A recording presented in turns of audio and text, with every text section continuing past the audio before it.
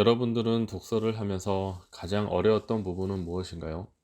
저는 책을 아무리 많이 읽어도 며칠이 지나면 책 내용이 잘 기억나지 않는다는 점이었습니다.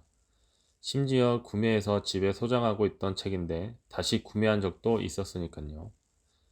제 기억에서 그 책을 읽었다는 사실조차 까맣게 잊어버린 것입니다.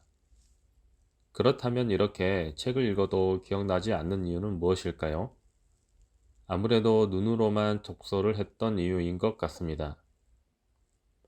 눈으로만 책을 읽고 덮어버렸기 때문에 생각할 시간조차 주지 않는 무의미한 독서만 했던 것 같아요. 그래서 오늘은 이왕 책을 읽더라도 내 생각이 확장할 수 있는, 그리고 조금이라도 기억에 남는 독서법을 소개해 드릴까 합니다. 저는 우선 책을 사면 조감하듯이 한번 훑어봅니다. 조감하다는 말은 새가 높은 하늘에서 아래를 내려다 보는 것처럼 전체를 한눈으로 관찰하다라는 의미로 책의 목차와 구조를 전체적으로 한번 훑어보는 것이죠.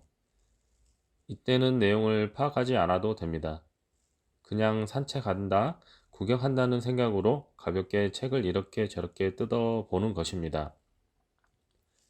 그리고 보통 책들은 저자가 하고 싶은 단 하나의 핵심 문장이 있습니다. 그 핵심 문장을 설명하기 위해 책의 첫 서두부터 저자의 개인 스토리나 경험담 등을 소개하고, 중간 부분부터는 이해를 돕기 위한 부연 설명이나 객관적인 자료들이 나오게 됩니다. 마치 요리 과정에 조미료나 재료들을 더해 가는 것처럼 천천히 독자들의 생각을 저자가 말하고 싶은 핵심 문장으로 끌고 가는 구조로 되어 있습니다.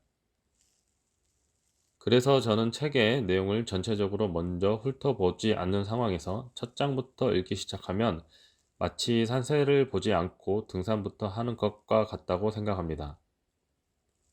지금 내가 어디쯤 왔고 어디를 가고 있는지 모르는 상황에서 책 속으로 들어가면 정말 내가 어디쯤 읽어왔고 앞으로 어떤 생각을 가지고 읽어야 할지 방향을 잡기도 힘들더라고요.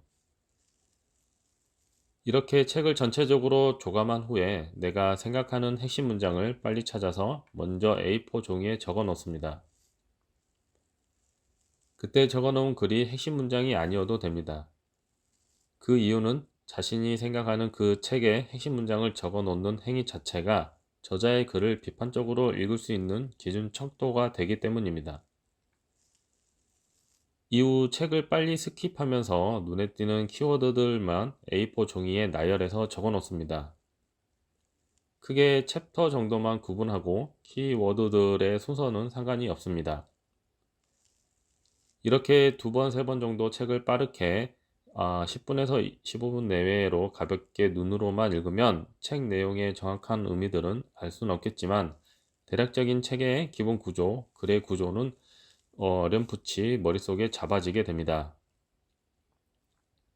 이제 키워드가 적힌 A4 종이를 보면서 본인이 읽고 싶은 부분이나 취해야 할 부분 또는 버릴 부분은 선별합니다.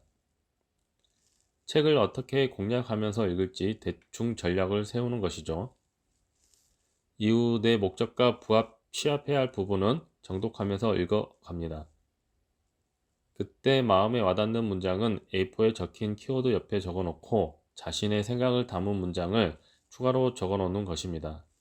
이렇게 되면 처음과 달리 엉성했던 A4 종이는 저의 생각과 키워드들로 채워지게 되는 것입니다. 이 A4 종이야말로 이 세상 어디에도 없는 자기만의 사고방식으로 재정립된 엑기스 중의 엑기스가 되는 것입니다. 이렇게 작성한 A4 종이는 별도의 컴퓨터나 블로그 등 기록 매체에 다시 옮겨 놓는 것입니다. 책을 다 읽어야 된다는 강박관념을 버리고 내가 취해야 할 부분만 취하는 것이 포인트입니다. 이렇게 독서를 하시게 되면 그동안 눈으로만 읽고 기억에 휘발되는 무의미한 독서가 아닌 정말 책과 내 생각이 하나가 되는 독서를 경험하실 수 있을 것입니다.